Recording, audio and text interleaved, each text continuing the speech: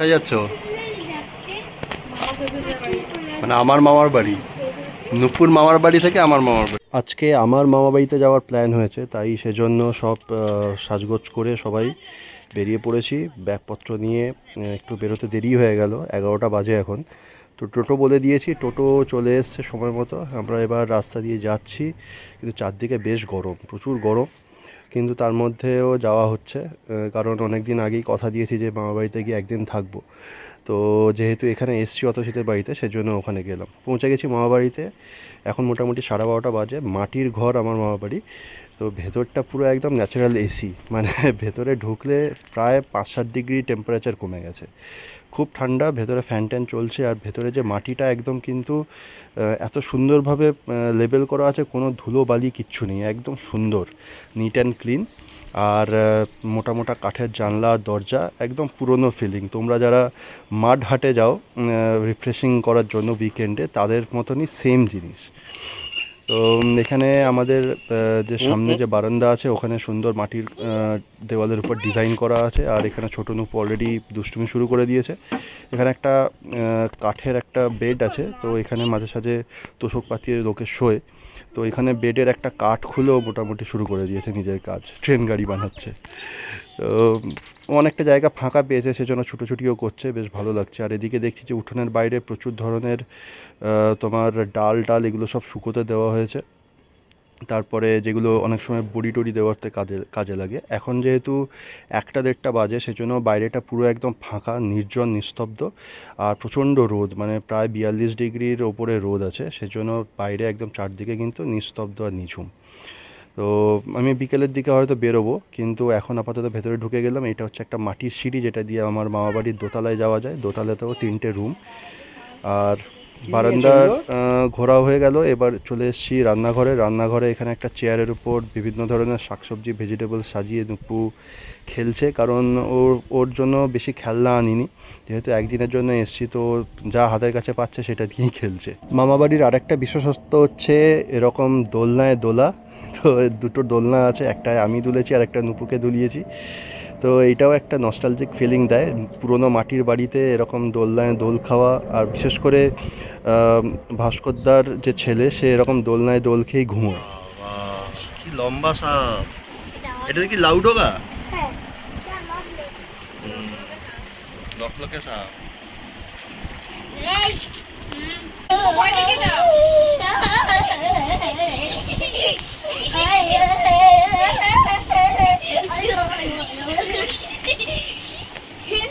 গ্রামের মামা বাড়িতে আসবো আর গরু থাকবে না, এটা কি একটা কোনো কথা হলো? আমার 4 মামার মধ্যে শুধু এক মামাই আপাতত গরু রেখেছে, গোয়ালও আছে। তো এই ছোট্ট গরুটি দেখো, এ খুব একটা বেশি বয়স না, এখনও দুধ দেয় না, সুন্দর ঘাস টাস খাচ্ছে।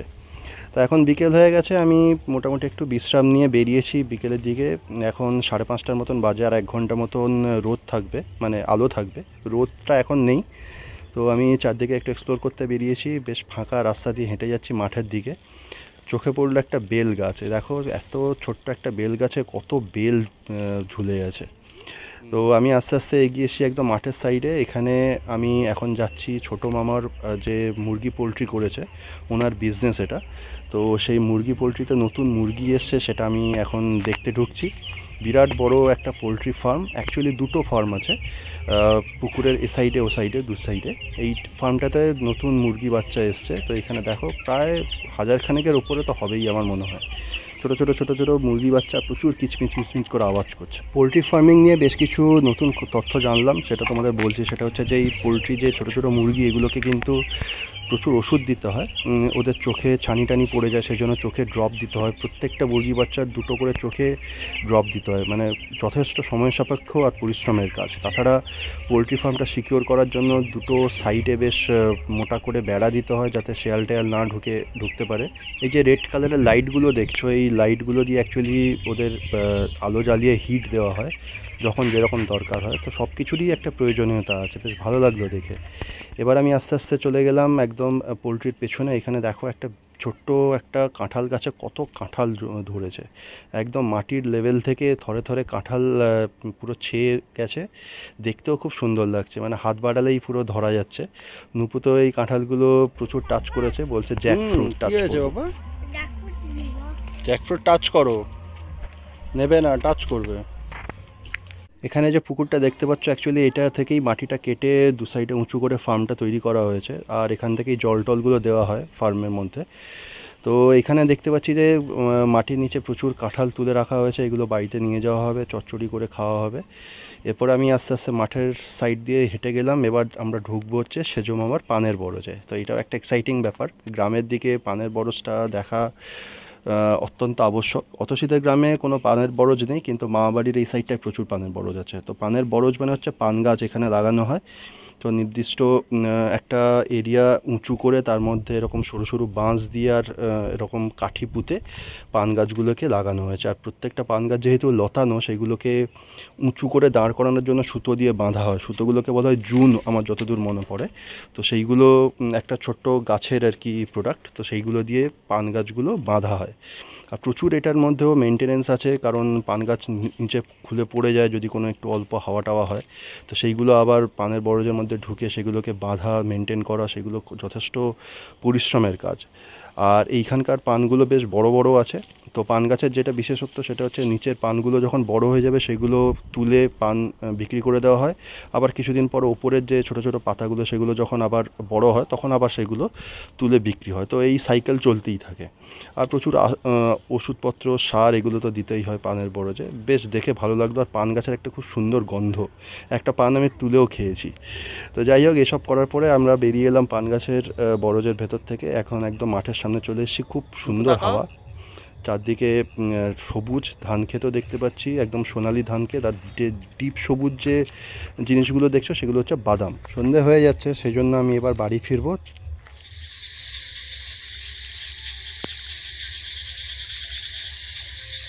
ঝিঝির আওয়াজটা শুনছো? একদম চারদিকে নিস্তব্ধ, নিঝুম। এখন রাত 10:30 বাজে। হাওয়া খাওয়ার জন্য আমি মাঠের সাইডে এসেছি। সরু সরু যে আলোর যে রেখাগুলো সরে যাচ্ছে সেগুলো হচ্ছে কেউ হয়তো সাইকেল করে বাড়ি ফিরছে এখন। তো একদম দারুণ লাগছে কিন্তু ওয়েদারটা, ঠান্ডা হাওয়া, একদম নিঝুম রাতে, অন্ধকার রাতে মাঠের মাঝখানে। পরের দিন সকাল হলো, ঘুমটুম থেকে উঠে একটু ব্রেকফাস্ট করলাম। ব্রেকফাস্ট করার পরে আমি মামার সাথে একটু বেরোলাম, মেজো মামা। তো এখন দেখতে পাচ্ছ যে আমরা বট গাছের কাছে এসেছি। এই বট গাছটা বহু পুরনো বট গাছ। আমি ছোটোবেলায় যখন মামা বাড়ি আসতাম তখনও এরকমই বট গাছ দেখেছি। তো মামা পুকুর থেকে জল তুলে একটু পুজো দিল। এখানে প্রত্যেক দিনই মামা পুজো দিতে আসে। পুজো দেওয়ার পরে আমরা বাড়ি ফিরবো। তো আজকে সকালবেলা ব্রেকফাস্ট করে অতসীদের বাড়িতে ফেরত যাওয়ার প্ল্যান আছে, আর কালকে আমরা কলকাতায় ফিরবো। তাই হালকা একটু খাবার দাবার খেয়ে আমরা 9:30টার দিকে আবার টোটো নিয়ে বেরিয়ে পড়লাম অতসীদের বাড়ি ফেরার জন্য। আমরা এখন যে বাড়িটি দেখছি এটি একটি নতুন বাড়ি, যেটা ভাস্করদা বানাচ্ছে। ভাস্করদা হচ্ছে আমার মামাতো দাদা। বাড়িটি প্রায় তৈরি হয়ে গেছে, ভেতরে বাইরে প্লাস্টার হয়ে গেছে, আর একদম রাস্তার একদম উপরে, খুব সুন্দর জায়গায়, ভালো পজিশনে জায়গাটা কেনা হয়েছে আর বাড়ি হয়েছে। ভেতরে ঢুকছি, কোলাপসিবল গেট খুলে। এখানে সাইডে দেখছো মিটার বক্স করে দিয়েছে। আর এই জায়গাটা একটু বসার একটু জায়গা আছে, ছোট্ট ফুলের টপ টপ লাগিয়েছে। আর এইটা হচ্ছে লিভিং রুম, যেটা খুব বড় জায়গা, স্পেশিয়াস জায়গা। বেশ লিভিং রুমটা বেশ বড়। এখানে একটা খাট ফেলেছে আর একটা সাইডে বেসিন আছে। এটা হচ্ছে একটা বেডরুম, অ্যাকচুয়ালি দুটো বেডরুম আছে। আর কিচেন, ওয়াশরুম যেগুলো থাকার কথা সেগুলো তো আছেই। জাস্ট জানলা দরজা এগুলো একটু লাগিয়ে নিলেই কিন্তু এখানে আর 5-6 মাসের মধ্যেই ওরা এসে থাকতে পারবে। ভালো লাগলো বেশ, নতুন রুমে নতুন ঘরে এসে বেশ ভালো লাগলো। অতসীও চারদিকে ঘুরে ঘুরে দেখছে। খুব বড় সড়ো জায়গা, আর পেছনটা যেহেতু পুরো মাঠ আছে, ফাঁকা মাঠ, খুব দারুণ হাওয়া ঢুকছে, এইটাই একটা প্লাস পয়েন্ট। এটা কি দোকান নাকি? দোকানও তো বেশ বড়ই দোকান আছে। কত কত এটা স্কোয়ার ফিট? 120। বাহ, সাজিয়ে পুরো একদম। ভাস্করদার নতুন বাড়ি দেখে এবার আমরা আবার গন্তব্যস্থলে এগোচ্ছি, অতসীদের বাড়িতে। এখন মোটামুটি 10:30-11টা বাজে, খুব রোদ। তো আমি আর বেশি কথা না বাড়িয়ে ভিডিওটি শেষ করছি। ভিডিওটা ভালো লাগলে প্লিজ চ্যানেলটা সাবস্ক্রাইব করে দিও। আজকের জন্য টাটা।